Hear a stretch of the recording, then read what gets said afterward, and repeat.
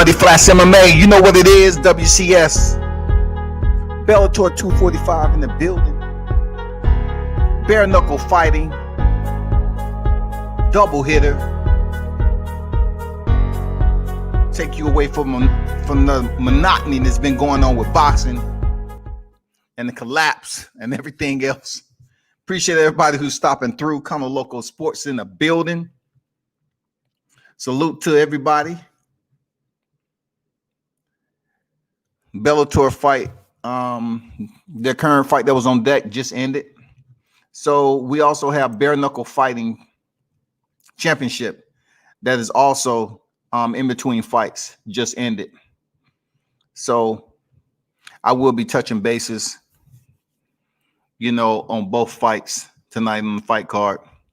For those of you that's not sure what bare knuckle fighting is, the fighters do have hand wraps up to 1 inch before the knuckle properties. They cannot cover the knuckle properties.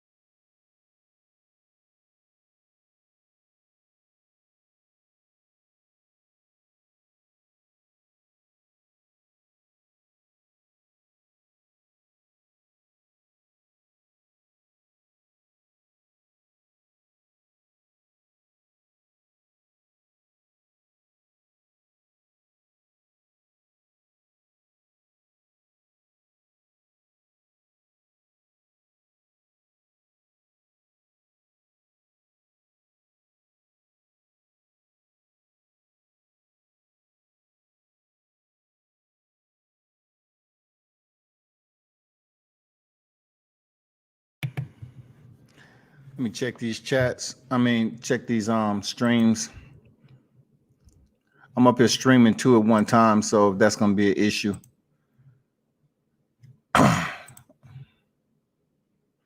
They're moving pretty fast. They already have the next fight on deck, man. They're moving these prelims pretty fast. We have Keemon Evans up, Robert Washington that's up next in bare knuckle fighting. You know, Keon Evans 39 and Robert Washington 42.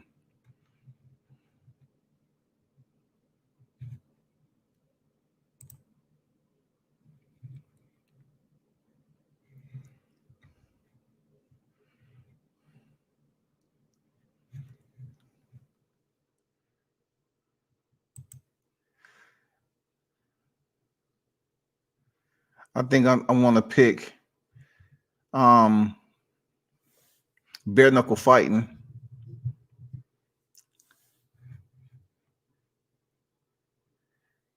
It seems like it's a little bit more interesting in this particular matchup. Hit the like button, man. You know, switching up the monotony of, you know, all week talking about boxing. You know, with media, you know, certain areas like this happen where you cover a certain matchup and then it collapses in front of your face after putting in all that work.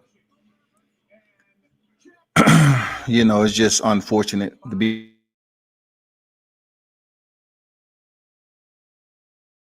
Man, hurry up and wait. So this is Bellator, really. This is not what I wanted.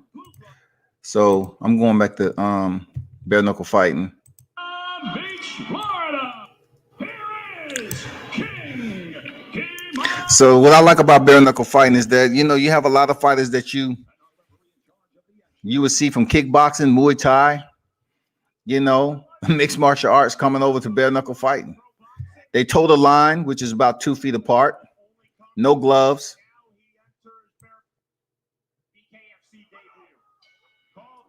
And you know, he came out swinging. Yeah, Washington versus Evans. If you're watching it, you can watch it on YouTube and follow along on YouTube. It's pretty free. You know what I'm saying? Yeah, it's free, the prelims. So now you have Evans that's been able to land 2 hard shots, man. This is absolutely with no covering on the knuckles. This is bare knuckle fighting. So they wear shoes, of course, boxing trunks. Nice hard right hand by Evans on the way in. So these guys have to actually place their punches correctly without breaking their knuckles. SB90 in the building, salute to you. And then, man, you can follow these on YouTube, man. The prelims are free on YouTube. Bare knuckle fighting and Bellator.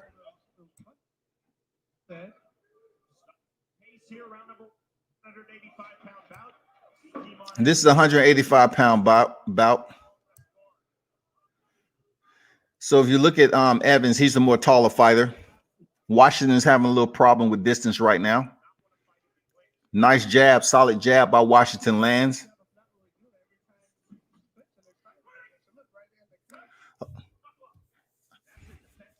You might hear the ref say knuckle up. That's basically saying fight. After he breaks the fighters, he say knuckle up. And in bare knuckle fighting, that means fight. Continue. Man, nice right hand. Drops Washington. And, you know, he's out. He's out for the, you know, no need to count him. He's out. He got hit with a stiff right hand. Now, for those of you that actually seen what just happened, let's see. Wait for the replay a little bit. Because some of these fighters in bare knuckle, man, they're not the most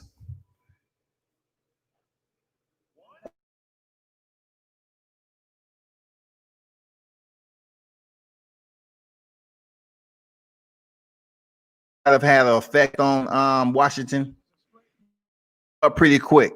I would say that. He touched him up with the 1-2 pretty quick, accurate, and dropped him. What I can say about some of these fighters that's in bare knuckle, they're not exactly the most highly skilled bare knuckle fighter. You know what I'm saying? It's a difference to step in here and fight with no gloves on. Absolutely. So some of the fighters that you might see, you might not see them across the board in boxing. You know what I'm saying? Some of your highlight reels, you might not see these cats, but sometimes bare knuckle fighters excel in this type of arena rather than boxing, Muay Thai, grappling, MMA. You know, it all depends, man. Truly, it all depends, man, on how you can take a punch with a fist. A fist is uncovered. But good knockout for Evans.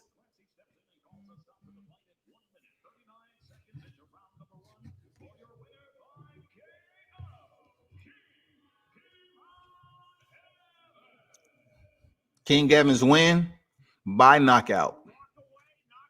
What's good, everybody? How you feeling, man? You know, drop your thoughts on the situations, you know, that happened and played out on social media today with Devin Haney and Gary Russell Jr., unfortunately. And I'm definitely going to talk about some other fight cards that's coming up.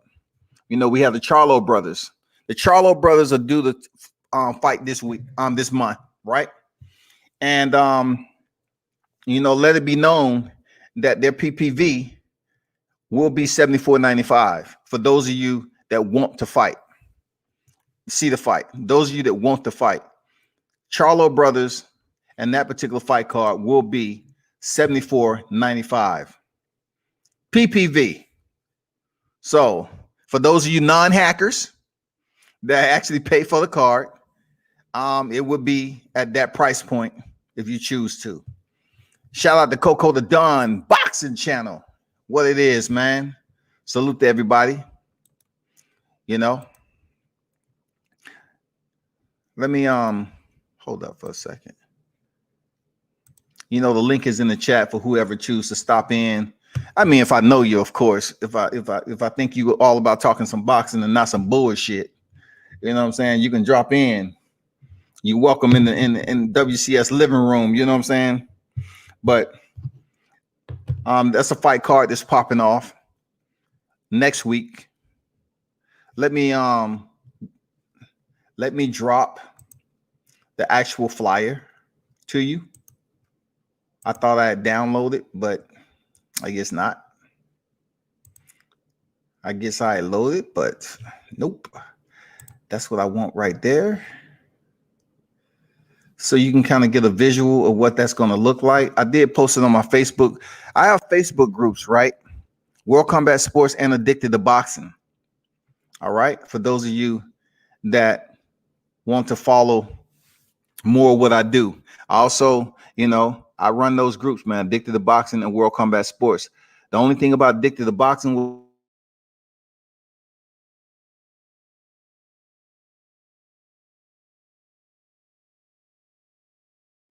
and you know that's just not going to change.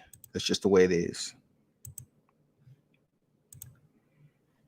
What's going on, Coco the Don Boxing Channel? What's good? World Combat Sports. Good afternoon. Can you hear me? Yeah, I can hear you fine, man. What's good with you? Salute. Thanks for dropping through again, man.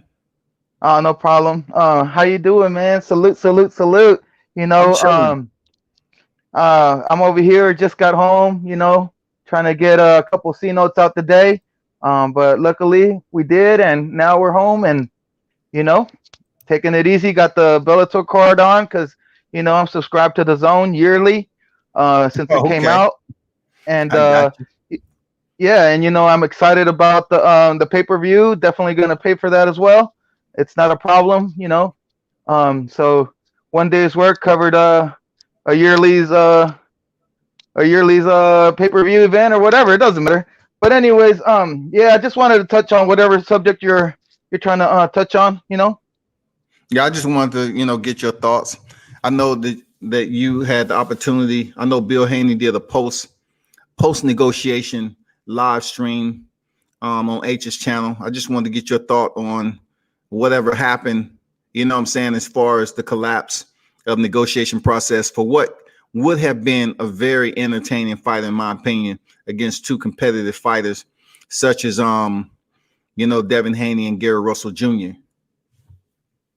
Yeah, that's correct. I you know, I definitely stay tuned in and I keep my ear to the street, and you know, I woke up this morning and I saw you were live, and I didn't feel good about the fight, you know. Yeah. I definitely didn't. I just the way that the conversations were breaking down through different media outlets and different channels and whatnot, you know, not trying to promote anybody, you know, since I'm on your channel, I respect that. Correct. And you know, I was just seeing that the conversation wasn't flowing as I would like it to flow, and then I also I didn't appreciate how sometimes different voices were inputting themselves into a business conversation. Do you understand? Mm-hmm. But other than that, different you know, voices, it's always like different voices. you know, like just you can't be talking about the panel. You're talking about what? Batman or something no, like that? no. I'm talking about like sometimes Batman and Mr. Haney are having a back and forth. Yeah. Okay, yeah. You know, just to make it clear, you know, I always try to respect when two gentlemen are having a conversation. I always wait my turn, and I just feel like some people don't have that etiquette to let two grown folks hash it out or talk it out, and sometimes they just input their voice in at a wrong time and made the climate a little bit I don't know. It doesn't matter. Yeah, like it's just a little bit more hasty than it needed to be. But other than that, I felt like I felt like the fight was breaking down a couple of days ago, but I still had my hopes. And then right now, I still do have a little bit of hope because I know that they're still kind of talking, but I also feel like there has been a line being drawn, and there is no budging. So it's either take it or leave it at this point. So, just looking at it from an outsider's point of view, like always, world, I I don't see it happening. I don't, but I'm keeping a little I'm bit of trying to hope. understand the take it or leave it, like, because from my understanding, the 2 fight deal to stay on the zone or what have you, as Bill Haney labels it, is just hanging out. But I understand what he's getting at with it. That was taken out, so it was just basically a fight where it was going to be on the zone. But if Gary Russell win, it was going to be a rematch, and I think they was pushing for the rematch to be elsewhere. Outside of that, I didn't know what other stipulations apart from piggybacking off the live that was going on today with Fanon and Gary Russell and Bill Haney being on there. I kind of got lost in the dropout because Russell dropped out and Batman came in. I really wanted to hear what Russell had to say. I've been listening to Batman all week. Right. So right. I really confirmed that wasn't going to go where I wanted it to go. So right. And basically that's what happened. I as soon as you let me know what was going on, I jumped on the situation. I went to the other channel and I was paying attention, and I was paying attention to Gary Russell Jr. and Bill Haney conducting a dialogue. Yeah. And then it seemed like things were going, but they were trying to meet somewhere. But eventually it got to the point where I think it felt like they weren't meeting eye to eye per se. So it seemed like it was like, hey, it is what it is, kind of thing. That's what I felt from it. And I don't want to put anybody on Duck Street, but it just seems like they're just not meeting eye to eye at the time. So maybe it'll get, like I said, I'm still keeping a little bit of glimmer of hope because I think this fight will benefit boxing, and I think it'll be a massive event. And you know how we got the build up already, and everybody's kind of itching for this fight now. So it's an interesting fight. Both fighters are very slick. One's a little bit bigger than the other, but anything could happen. And which way I'm leaning. There's no need to say. If you know me, you already know. But that's cool. You sound formal. You can relax. It's all good. It's not one channel versus the other. It's all good, man. Just talk your talk. Yeah, man, I'm talking my talk. Coco, we good, regardless of what come out your mouth. We good. For sure, man. That's what it is, man. But yeah, respect over here. If you support one fight and not the other, however, man, you say what you got to say, man. We good regardless, man. Whatever. Yeah, you know what it is. It's Team Haney. You know what it is. And you know who I think is gonna win. But at the same time, I have to I respect both fighters because I believe that it would be an awesome fight. But at the same time, I don't want to put more gasoline into a fire that might be extinguished, and there's a glimmer of light that the smoke might be dying down. You know what I mean? Yeah, the smoke simmered real bad today, but that's negotiations there, Coco. Negotiation. I can get the pros and cons to this particular negotiation.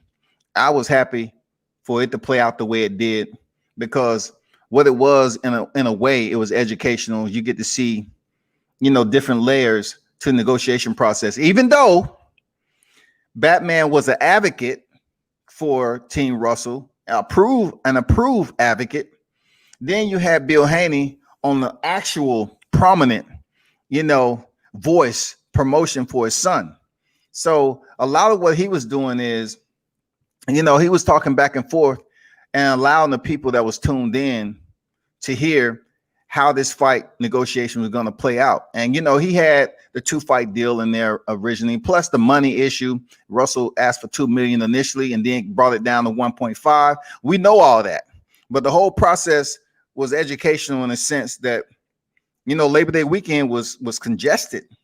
You know what I'm saying? It was filled with negotiation dialogue and the highs and lows, man. It was hours put into this shit. Hours. I mean, just like any negotiation, just hours. And unfortunately, as the week went along, and, you know, I was basically looking forward for the contract to be signed. You know what I'm saying? So once the contract was sent, I didn't get too happy. I would just say, okay, the contract's sent, but still the attorneys and Al Heyman and everybody else on the other side, the distant end, had to take a look at it. That was my point. I had to see what was actually going to be applicable to what was talked about online. Was it going to match up nice? Of course, we're not going to know all the details. We just want to know the primary details, the 1.5 and the rematch. But, you know, when it comes down to it, shit just don't, you know, line up like that all the time on both sides. And I don't know. I can't sit up here and cap and say I know what was in the contract or any of that. But today it just fell off when the live was going on. And, you know, I'm gonna send you a message on the private chat just to let you know of something what's going on real quick. Okay. I'm sorry, I didn't mean to interrupt you. So then you can, yeah, keep cooking, please. I apologize.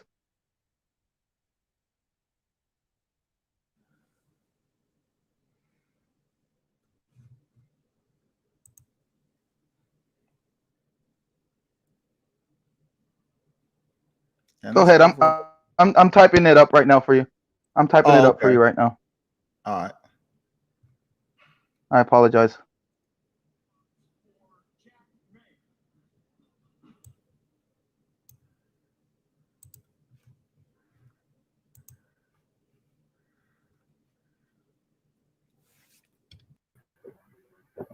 Yo, what's up? man. World Combat Sports. That's why I hate Coco, how you guys doing? autocorrect. I'm trying to type something up and it's telling me what to do. Hey, how do I sound? I'm not sure if you're aware of this right now. Can you guys hear me? All right, there you go.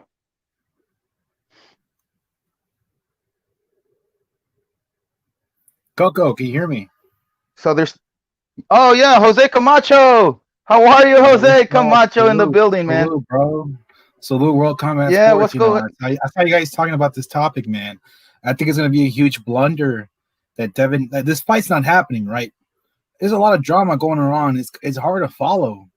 You know, Bill Haney is jumping around streams, and then, you know, you have Gary Russell Jr.'s brother jumping around streams. I don't understand the narrative. It's all over the place. You know, who ducked who, what's happening. You know, I think these type of negotiations, they're entertaining, but I don't think they should be this public. You know, what do you guys think? It has its pros and cons. You know, it definitely had an opportunity of being something great, where it could have been groundbreaking. It could have been something that you know, fighters from different outlets could have merged on the internet and had their own platforms to you know, conduct their business professionally. And then it has its cons, because when you have everything out there, then you know, maybe it could get too much exposure away, where you know, like, especially sometimes when you're negotiating, it doesn't always go smoothly, but that's real life, you know. So that's kind of how I feel about it. It has its pros and cons, but I definitely think that it's lie. The idea of YouTubers being the matchmakers, it sounds hilarious and amazing, you know, and it almost felt like the YouTube community was going to make this fight happen, you know, with the pressure that H Money and a lot of guys and 78 and a lot of these channels, the pressure that they shout out to H Money, Mr. DAZN, the best in the business. Yeah, man. The pressure they were putting was entertaining, but and now it seems like things are fizzling out, and it's just sucking the life out of all this. You know, it was entertaining at one point, but now it's just a bunch of talking heads. Like Devin Haney, man, he's gonna go an entire year without fighting. What a blunder! No, there's No, no, he's no, gonna no. I fight. don't. No, He- no, he's no, no. gonna- No, I don't believe he's that. gonna fight. You think He's gonna fight? definitely fight this year. Guarantee that. Now, who do you I'm think he's sorry. gonna fight? You Hold think on, he might hold be a on. comeback? Ro, Go did ahead, you get Coco. that message? I'm sorry, I don't mean to interrupt. Yeah. Did you get that? Yeah, I got it. Okay, Yeah. so that's why I think there's still a glimmer of hope because um the smoke is kind of simmering down. Maybe different. It's all about having dialogue at the end of the day, and hopefully it can still happen. Like I said, I still have a little bit of glimmer of hope. I don't think the fight is dead yet. You know, I look at Devin Haney and I look at his contemporaries, right? Ryan, who I don't know if the fight's done, but it sounds like it's close to being done versus Campbell. That's a real good fight and a huge step up in competition, right? He's a gold medalist. Then you have Teofimo, his other contemporary. He's fighting a gold medalist. Actually, he's fighting the number one lightweight, the number one guy in his division, the guy to beat. And Devin Haney, he has to fight somebody of that caliber, a top 10 lightweight, a former belt holder, a veteran, a gold medalist, somebody, because it would be a blunder if it was a bum bash this year. Well, I feel like this, at the end of the day, Devin Haney's career, maybe this fight, whoever happens to pick up the fight, whoever decides to step up inside the ring, you can't force a man inside of the ring, so at the end of the day, Devin Haney's career will still continue to rise, and at the end of the day, it's not a bum bash if the top guys don't want to step into the ring with him and they duck him. So he's been calling out the names. The guys just keep avoiding him. They're dropping belts and whatnot. So I do believe that Devin Haney has all the potential of beating all the top guys, and it's just up to them to step into the ring with him so he can prove himself. Now, if he gets a light touch, I don't believe they're going to give him a light touch. I believe it's going to be a good opponent, and it'll be a great fight. But you know what? It's a stay busy fight at the same time. They're not going to let him sit out all year. Yorkish Gamboa isn't a soft touch. You know what I'm saying? Whatever comes from it, I got your message, man. I'm actually, was semi streaming it. Okay. Touching bases with that particular stream. Hold on for a second. Hey, but I'm gonna hop off. I gotta go, World, because I gotta go do my live fight nights. I just wanted to tap in with you for a little bit. You're streaming, Coco? I might jump on if you're gonna stream. You gonna stream? For sure, man. Hey, appreciate you stopping through, man. No problem, man. It's good talking to you, World Combat Sports. And Camacho, you know where I'm at. You know where to find me. Oh yeah, man. All right, Salute, peace. bro. I'll catch you around. All right, peace. So, hey, appreciate you stopping through, Coco. Salute. Hey, the caveat what you said earlier is basically, when it comes to YouTubers, I look at it like this. Yeah, it's good for entertainment, but ultimately, the shakers and movers are the ones who gonna, take a look and scrub that contract down. It's good for conversation and bringing energy to the fight, bringing some exposure, so to speak, and having people tune in to certain channels and new media platforms. But make no mistake about it, YouTube is only bringing exposure. But we all seen from a week of all this negotiation in front of everybody, it still fell out easily. And that may be a variable, that may be a collective variables of a lot of things. You know what I'm saying? So it's up to them behind the scenes to get together, make the phone calls, and then get back on here and see if this fight can actually happen. Today, it just dropped out the sky. Yeah, World Combat. What do you think about Bill Haney? I love the fact that he goes to these small YouTube channels. I love the fact that he's a very grassroots type of guy, promoter. But do you think that sort of this outreach, this mega outreach that these people are doing, you think they might overstay their welcome at one point or something? If you're talking about Bill Haney overstaying his welcome, who else in his position is gonna actually provide this type of attention to his fighter. He's the father of Devin Haney. He's been with him since the ground floor. So if you want to refer to it as an outreach, not him specifically, but I'm talking about, you know what I'm saying? Like, you know, how much fan interaction is too much interaction? You know, how, like, to the point where maybe you can promise too much, or you could be a little bit too transparent. You know what I'm saying? You know, I think in the boxing game, that's good. Is you know, we're in a pandemic, Camacho. So it's not a such thing. It's too much exposure, especially if you have the chance of making the fight happen and people tuning in. And plus, we're living in an era where social media is where it's at. Viewership, followers, and all that shit is where it's at. So if he's on here advocating, Devin Haney's not on here all the time, which is good. He's in the gym practicing with the team, you know, training. So it's good that Bill Haney's out here in the recon, on the recon missions, going from platform to platform. And that's real talk. It's entertaining to me. So you think the Gary Russell, because like I said, I'm trying to follow it, but there's just too much content, you know, and I'm trying to. I mean, you can get exhausted if you're trying to go from channel to channel and listen to the same people talk.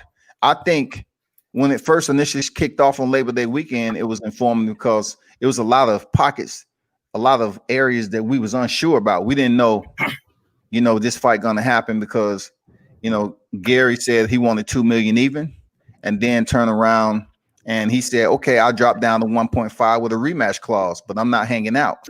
I'm not hanging out for the zone. And that seemed easy, but we really don't know what's at stake or what's the weight of Bill Haney's negotiation. You know what I'm saying? So that's the way I looked at it. So from your research, what happened to this fight, Gary Russell versus Devin Haney? Like from what you've seen, from what you analyzed, what do you think happened? Like, it just seems like when it came to the contractual details, there were some disagreements as to what was stated line for line in the contract once the right people took a look at it. That's the legality.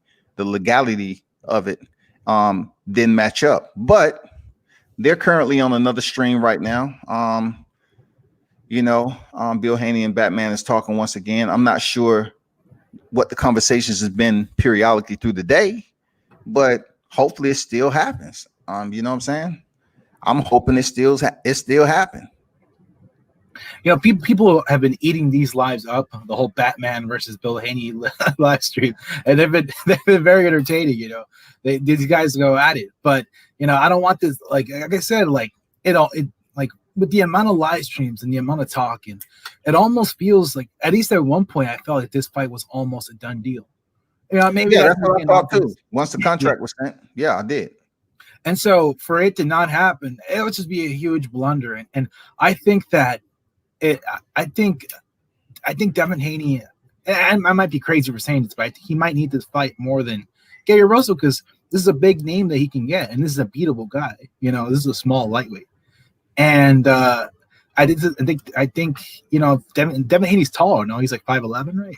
Yeah, he's taller than Russell, and his reach is longer.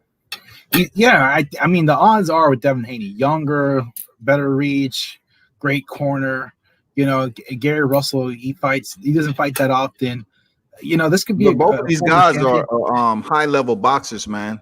You can't take them away from them, regardless of who's been on which stream or whatever. Both of these guys are high level fighter, especially, you know, when it comes to pure boxing skills. Both of these fighters can box. It's not like people were saying with Deontay Wilder and Tyson Fury, or you get Ricardo Mayorga and Sugar Shane Mosley. You know, both of these fighters can legitimately box. But like I'm saying, like in terms of momentum, Gary Russell will be the biggest name on Devin Haney's resume. It'll also be like a good, you know, it'll be a good title to say I defeated Gary Russell. You know, a notable name. You know, I mean, I look at Devin's resume, and I'm no doubt some of these guys are probably good. You know, he has some good wins in the past, and he has some, you know, impressive performances, but he can't pull out a name and say, I beat this guy, right? Neither can Ryan, but I mean, he's set to fight Luke Campbell. And Teofimo set to fight Lomachenko. And so Devin Haney, I mean, if he ends up fighting a no-name journeyman or bomb or prospect, it's just going to suck, because this fight seems very entertaining. You know, and it needs to happen. You know, that's what I think for the momentum, for his career's momentum. I feel like he really needs this fight. What do you think? I mean, both fighters at where they at in their career, you know, Haney being undefeated, Gary Russell only has one loss to a 3-division champion, top pound for pound. It kind of levels itself out. You know, you take away that little one blemish on Gary Russell's career and you match these guys up real nice.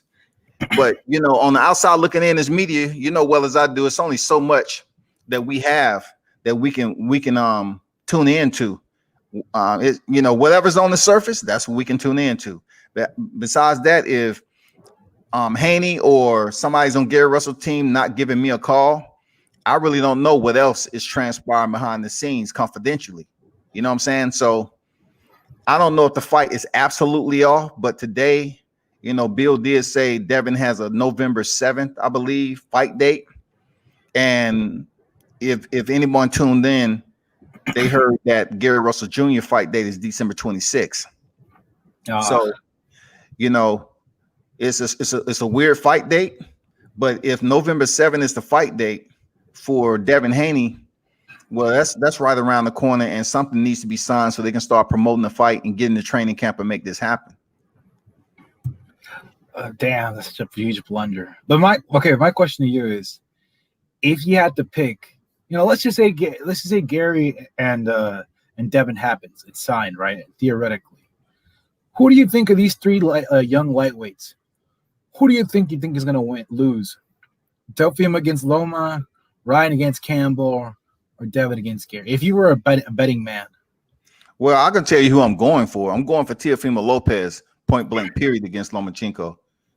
Is it because you don't like Loma's fighting style? You think he's maybe puffed up? I just feel that 396-1 amateur. He has some tread on the tires that people are not paying attention to. And I just feel like his resume is okay. Yeah, he fought Nicholas Walters. And yeah, he fought Gary Russell for the vacant. So that's why I leave Gary Russell out. Because people don't give Gary Russell credit for Lomachenko being a fight that he went to a split decision, but yet they give Lomachenko credit for defeating Gary Russell in a vacant title fight. Then you go up to Walters. I'm gonna skip over him because he haven't fought since he fought Lomachenko. And then you go up to Linares and Pedraza, and though they're quality opponents, Linares has already been stopped before. You know what I'm saying? And Pedraza, it is what it is. He fought a good fight. He went the distance. Kudos. And then he stepped in there with Luke Campbell, an Olympian, who's already lost, and he seemed not to make the big fights. He seemed not to cross the finish line and win the big fights. So it's not what I don't like per se with Lomachenko. It's just it's not too much that I see in him. You know, when he's supposed to be shining, I'm talking about above the competition, separating himself. He chooses the franchise belt, and that's what I always felt about Lomachenko. I did. I just felt that he was going to get to a point. We're talking about a guy who was promised a title fight before he even turned professional. He came in here and was stopped on the second fight. I mean, stopped per se as far as winning that championship. And then in the third fight, he was able to get it done against Gary Russell Jr. in a vacant title. But I just feel Teofimo Lopez is at the right, trained and covered. I seen him fight, and I just think he's the right style for Lomachenko at this point in Lomachenko's career, because in boxing years, I think Lomachenko might be 42 years old. I agree. I totally agree, because I feel like Lomachenko's early career, he was marketed as this guy with a weird style, right? He steps aside, he goes for the angles, he moves around the ring, good movement. He gets you on angles where you don't see the punches coming, right? But that was early in his career. What I've seen of Lomachenko as of late is a lot less movement and a lot more being a volume puncher. I think he's turning to sort of this volume puncher where he throws a lot of punches, right? And but he doesn't move as much. Like, watch the Linares fight, watch the Campbell fight. Like, he's not dancing and doing the sort of the gimmicky stuff that he would do in earlier in his career. And he was able to move the way he was against fighters that allowed him to dance like that. Like his footwork is amazing, fluent. His dad put him in dancing.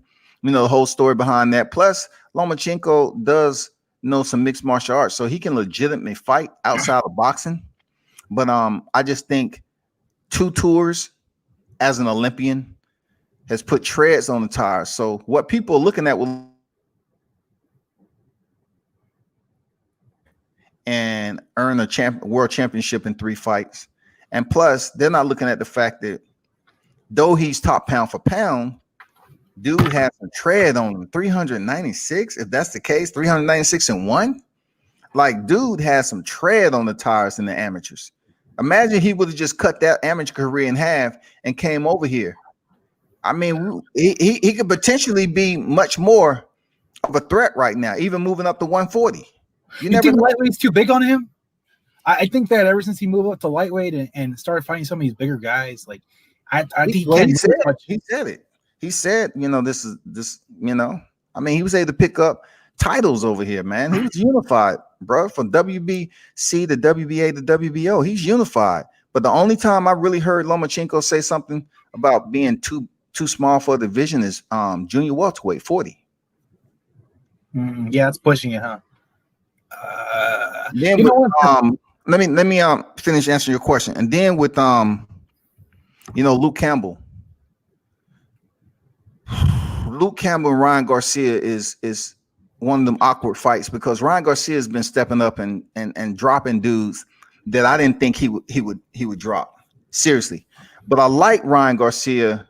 I like fighters who basically build up a fan base, putting their boxing training online for people to see. Not their sparring per se, but they're just gathering up fans. He has he has like 7 million followers. Okay. Stepping in there with somebody, like Luke Campbell that's coming off a loss to Lomachenko. We know Luke Campbell can box. He's a gold medal standard. But from where it's coming off at, it seems like Ryan Garcia is presenting some power, some type of power. I mean, he want to be a counterpuncher, but Luke Campbell is a boxer. I really want to see how Ryan Garcia handles the distance if Luke Campbell boxing him at distance and be able to put his combinations together. That's what I'm curious about, because standing there trying to land that check left hook, I'm tired of seeing that. You know what I'm saying? I'm tired of seeing it. And for Russell and Devin Haney, it's a 50-50 fight in my opinion, because both of those guys match up very well stylistically, both of them. Dang. So you would say Devin Haney would be probably, if you were a betting man and you had to pick one, you'd say the upset would be, well, not the upset, but you'd think that Russell will beat Devin Haney.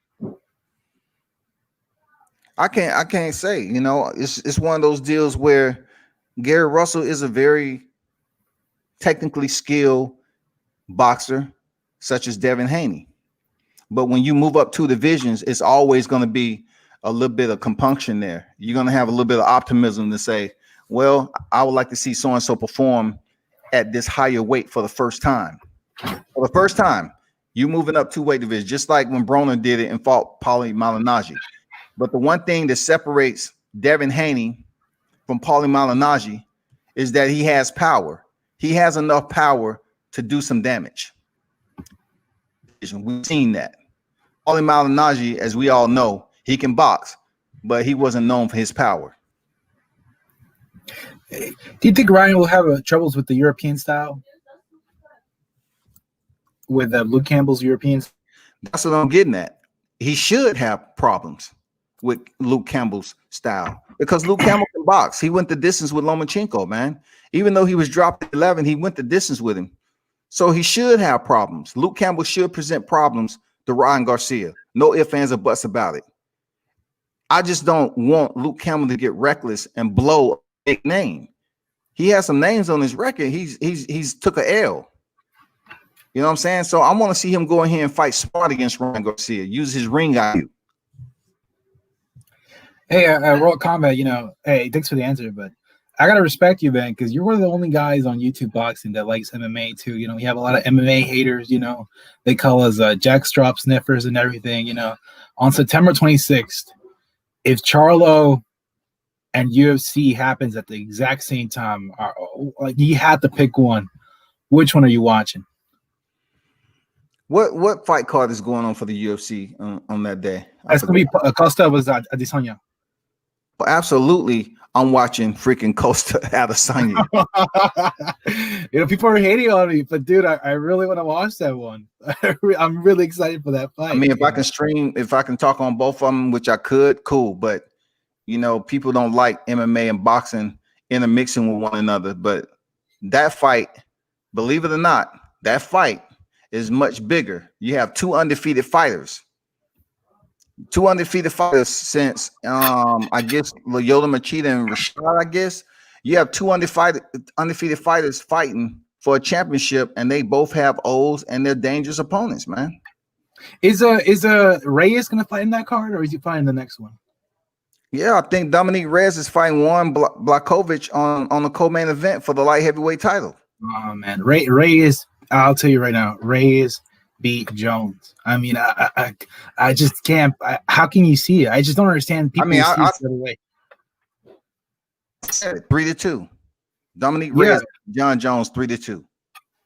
Yeah, absolutely, man, and it's just so crazy. I never thought he would be able to do it, but I was saying World Combat. I'm telling people, man, the trend in America is that people are gravitating more towards UFC than boxing. I have my debates with not I'm saying that I like it at all, but I'm just saying like they're just presenting quality cards after quality cards. The next 5 UFC cards are pure quality, man. Yeah, absolutely. I posted that thumbnail. Christ. Let me see, can I pull up that thumbnail while we up here waiting, man? I just posted the thumbnail of the entire freaking layout of the UFC headliners that's pending, and they got some very nice matchups on that series. They got some real nice matchups that's coming up. But Israel Adesanya, man, I was the one that kind of counted him short. I didn't think he would be able to pick up the belt as fast as he was moving. I thought he looked basic against Brad Tavares. I thought with Marvin Vettori, he didn't do too much that was impressive in my opinion. So when he stepped in there with Robert Whittaker, and it just seemed like Robert Whittaker had a different game plan than he ever had with Yoel Romero. So I'm like, why did you rush in like that? Even though you dropped Israel Adesanya, you should have took your time and got him up out of there. I think Adesanya, people are like almost putting this against like the skinny guy versus the one hit KO guy. Paulo Costa is not a one hit KO. He throws a lot of punches. He's like a combination puncher. Yeah, I agree. I mean, Paulo Costa is a threat. He's a tough dude. He's deceptive. He's smart. I don't know how he balloon up in weight the way he do between fights, but he's chiseled right now. I hope he's clean. I don't want to hear anything about him popping positive. I just don't. I like Paulo Costa. I have no idea how he does that because I'm the same height. I'm almost the exact same measurements as Paulo Costa. And when I was at my healthiest, and I mean at my healthiest, I was like 2.5, man. Like I cannot imagine going 180 and being that ripped. I just don't get it. Holy crap, these cards are amazing. And then each one of these main cards have amazing undercards. Like if Tony and Poirier are gonna fight under Gagey and Khabib, what a powerhouse fucking card that's gonna be, man. Oh, absolutely. I agree. Here's the collective thumbnail. Covington and Wood. Believe it or not, it's kind of fizzled out with me with Tyron Woodley losing twice to he lost to Kamaru Oozman and then went in there and lost a fight where I thought he would be much more productive in his last fight. I just couldn't see him losing like that to Gilbert Burns. But hey, it's a grudge match. Make it happen. Reyes Blachowicz, we talked about. I really think Blachowicz and the way he put together his kicks and punches being first. But Blachowicz is a power puncher, man. He has some serious power for real. I'm gonna skip over Ortega and Korean Zombie and come back to T City. But goddamn it, Nurmagomedov and Gaethje, damn. Upset. Justin Gaethje is going to win that one. Mark my words. You know, Mark as much as I like Khabib, I like highlight Justin Gaethje. I actually seen him fight before. I followed him when he was in the neighboring organization. When he came over here and he faced those 2 losses against Poirier and freaking Alvarez, I said, you know what? He just have to change his style up a little bit. Because Gaethje, man, he brings the heat. He brings the electricity. And if by chance we're able to see his takedown defense against Nurmagomedov and it's solid, he's going to win this fight. His boxing is way better than Khabib. Justin Gaethje said something that really opened my eyes. He said that Nurmagomedov, he's good. I mean, he's a good grappler. He's a good wrestler. But what he loves to do is he loves bringing you to the cage. Correct. He loves dragging you to the walls of the cage. And Gaethje said, I'm not going to let him do that. I'm going to stay in the middle. And the way you can do that is with, with ring generalship, keeping an eye on like a good sense of where you're at. And that was, I was like, man, that's such a good strategy. Just find a way to keep Khabib in the middle of the ring. And I think that he's gonna have a hard time. I think it's gonna be an upset. And also Gaethje's trainer. I'm drawing a blank on his name, but that guy is a genius. Man, that guy is, he's training Namayunas. Like they're both just really intelligent guys. I think Khabib is one of those prodigies where, he is the product of his son. He has been bred to be this amazing wrestler by his father, a lot like how Lomachenko has been bred by his father and a lot of these boxers. But I feel like Gaethje, a lot of people think he's like a meathead. He's actually a super intelligent guy. And man, I'm if I was a betting guy, I would go for the upset. I have a feeling. Yeah, if he can maintain his composure, because I saw, you're talking about a guy who's coming in here with damn good. So I reflect back to the point where Khabib faced Michael Johnson, and he was having problems with the boxing of Michael Johnson. And because Michael has him quick, he was putting together good combinations, but Khabib adjusted, right? But with Justin Gaethje now, the way he looked against Tony Ferguson was just amazing. I was like, yeah, that's what I'm talking about. You made changes and you went ahead and put on a boxing clinic. And not only did you beat him down, you stopped him. It was just fundamentals, man. It was just timing. It wasn't nothing special. It wasn't nothing flashy. It was just timing. It was all about timing. It was all about being fast. And it was just simple. It was angles too. Beautiful. It was angles too, man. Jesus. It was beautiful. And God, it's just, he outclassed Tony Ferguson. Like, it was just like, I'm talking about, he said, this is your level, this is my level, and we're nowhere near. I mean, he just completely outclassed him. It was a one-sided fight for 4 rounds.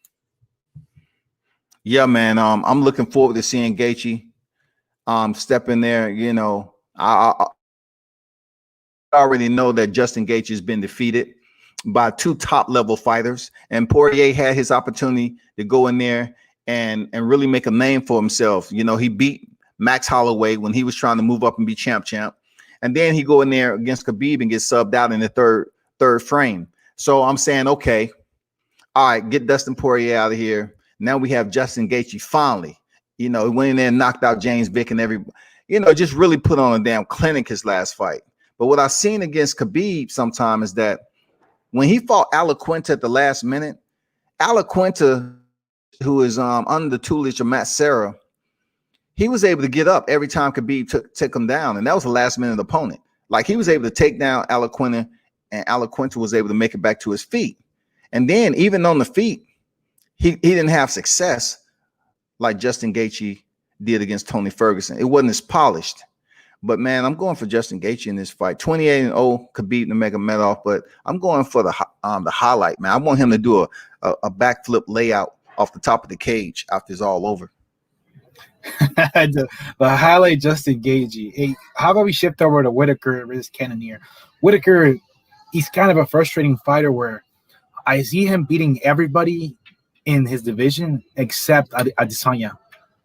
I just think that his kind of like his rushing style, Adesanya will eat that up, every single time. I think the way that Whitaker fights is just perfect for Adesanya, especially with his length and his reach and his movement. What do you think? I think the way he fought Yoel Romero Israel Adesanya, to be honest. Cannonier, I'm saying Whitaker should go in there and defeat Cannonier. I'm just being honest. Cannonier was a big, hype behind him and everything else. But Robert Whitaker was better that, I don't know if he was nursing an injury. I don't know what it was, but he had the wrong game plan against Adesanya. It just seems like he was impulsive and he was able to drop Adesanya, but damn, why rush in there against a long rangy sniper as Adesanya? That doesn't even make any sense to me. I just think he had the wrong game plan. Whitaker is a quality former champion. Absolutely. But I'm going for Whitaker in a Cannonier fight. Yeah, me too. What about Shevchenko? Honestly, I know enough about women's MMA where I know the top, but I don't know who Maya is. Who is she good? Is this going to be an even match? Or? Yeah, Maya is a suitable opponent for Valentina Shevchenko. She absolutely is. She's a suitable opponent. But is she on the level to equal out and give us entertainment? I don't think so. Shevchenko is levels above anyone in her flyweight rankings. Anyone. Valentina Shevchenko is that much better. Ain't nobody messing with Valentina in the flyweight division. I don't see anybody 25 and say, yeah, I want to go for a 3-division championship. That will only be the biggest challenge for Valentina Shevchenko if Amanda Nunes dropped down from 35 to face her. But I see Shevchenko winning this fight with Maya. She's just the ranked opponent to step in there because it's time for Shevchenko to defend her. And the bullet is ahead of everybody else in her division. Yeah, but I see that in women's MMA, the gap in competition between the number one and the rest is so large. Absolutely. Like I have no interest in any more Amanda Nunes fights, not because she's a boring fighter or because she's a bad fighter, but because she's just so ahead of everybody. Oh, yeah. Absolutely. That I'm just like I have no interest in ever seeing you fight ever again. I can absolutely check the box with that with you. I understand where you're coming from with that. She's just too dominant. At one point in time, she was saying she was going to retire. And you know what I'm saying? It was somewhat like a money issue with what's going on with John Jones and Conor McGregor and everything or whatever. But Amanda Nunes, she's a bad fighter, man. She's earned her stripes. I don't give her too much credit for stopping Ronda Rousey. She wasn't the first to do it. I do give her credit for stepping in there with Shevchenko twice, even though I thought Valentina won the second. Honestly, I mean, not to hate, but I don't think I don't. It might make it sound like I don't want Nunes to headline a card again. She should definitely get paid, but as a main event, I don't want to see it, man. She's just too good, The only thing I want to see is Shevchenko versus Nunes 3. I know Shevchenko thinks about staying in her weight class, but just move up or something. I think she's extremely seductive in her own way, in a nightmarish type of seductive, sexy way. I mean, pause. That's just what I get from the bullet. But one fight that's happening in that weight class that's not, a championship title, or actually it is, right? Women's MMA, Rose Namajunas was Weili Zhang. I don't know when that's going to happen, but I'm very much looking forward. Just there's so many fights that aren't even listed here. Who you got? Who you got? I think it might be Weili Zhang because I think Rose Namajunas, she's this tiny girl with amazing movement, underestimated power. But when I saw her fight, her last fight against, what was her name again? The Brazilian chick that she fought.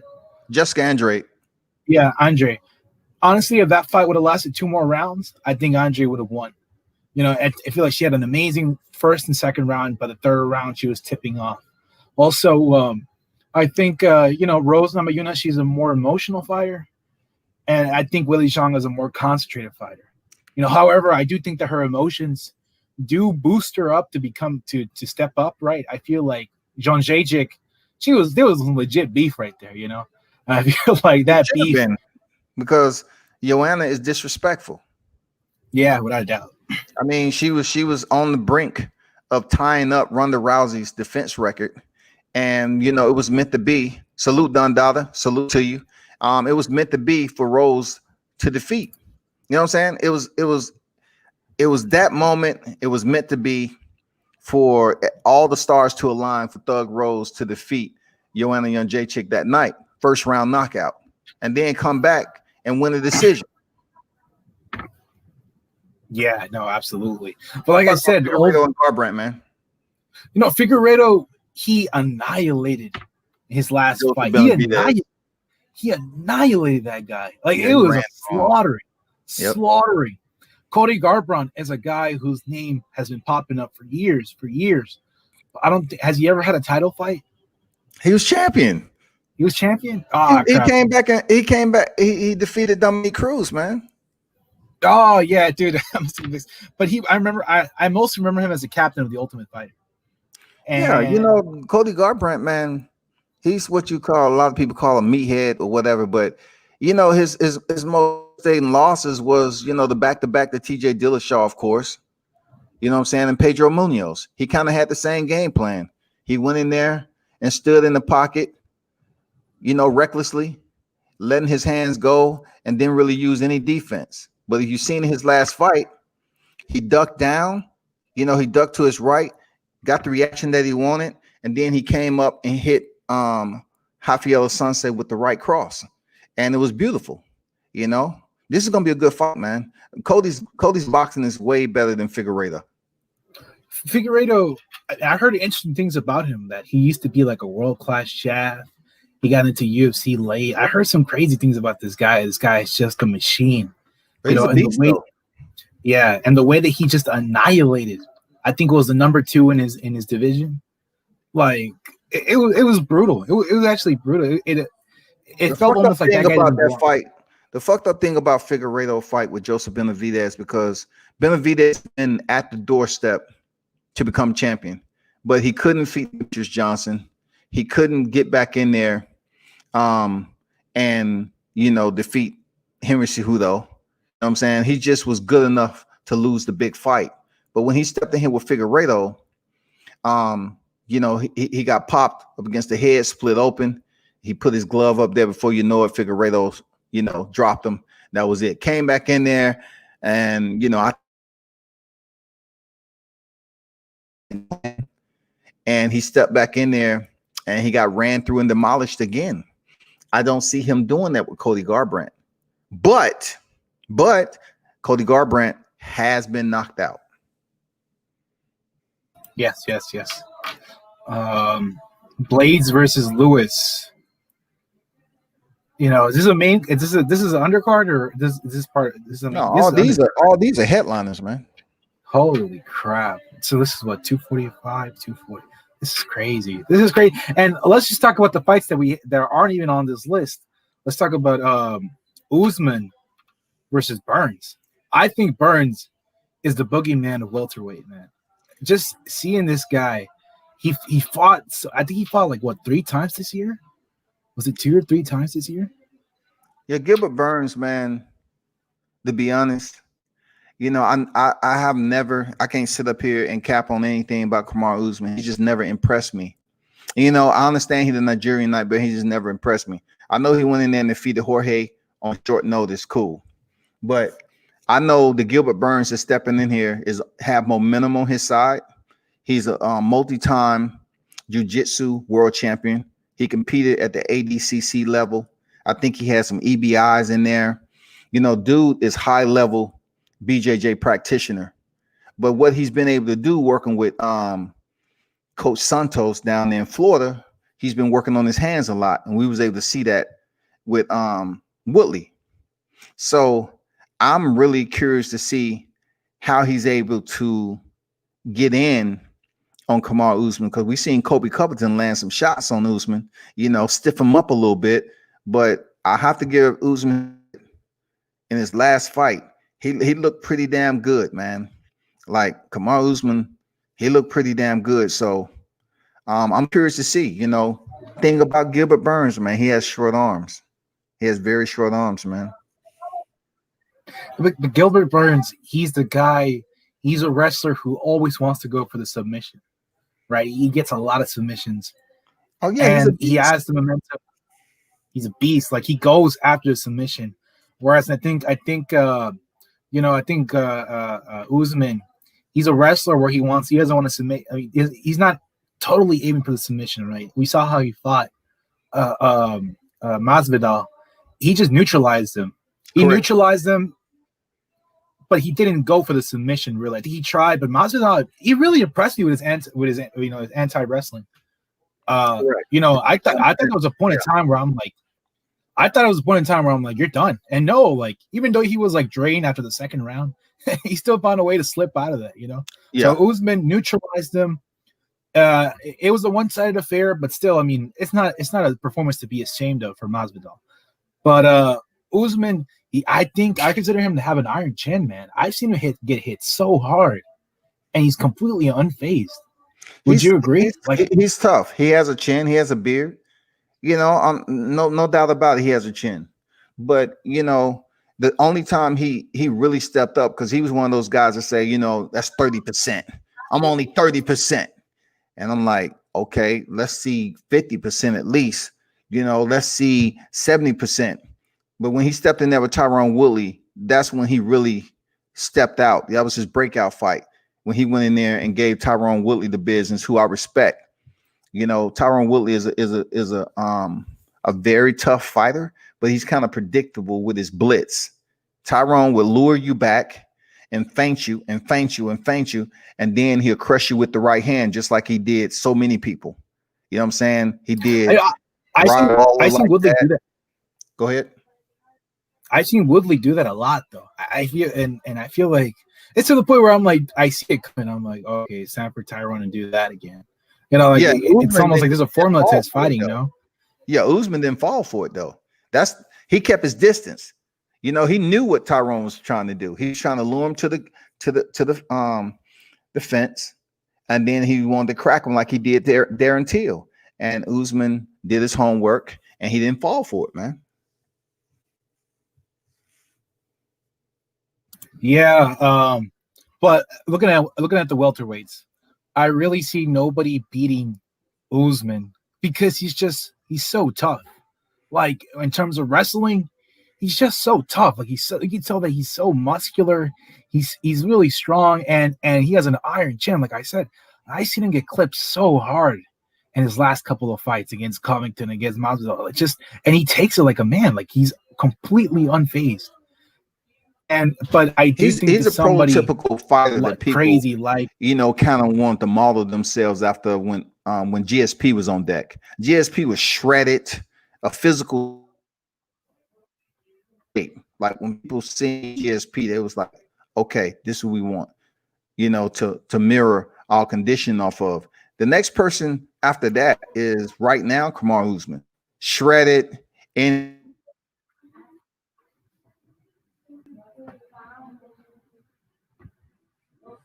I feel like we lost each other there.